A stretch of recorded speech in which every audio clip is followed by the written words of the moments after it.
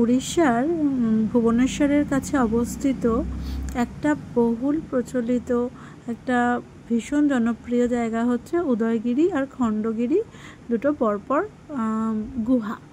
তো এই উদয়গিরি প্রাকৃতিক ও কৃত্রিম উপায়ে গুহাটা তৈরি করা হয়েছিল। জৈন ধর্মের সাধু সন্তদের আবাসস্থল হিসাবেই এটা ব্যবহার করা হতো, তাই জৈন ধর্মের কিন্তু এটা যথেষ্ট গুরুত্বপূর্ণ একটি জায়গা। এই গুহাগুলিতে প্রাচীন ভারতের স্থাপত্য ও সংস্কৃতির প্রচুর নিদর্শন দেখতে পাওয়া যায়।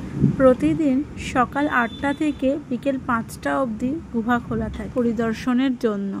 আর ভারতীয়দের জন্য টিকিট সেটা হচ্ছে মাত্র 25 টাকা করে।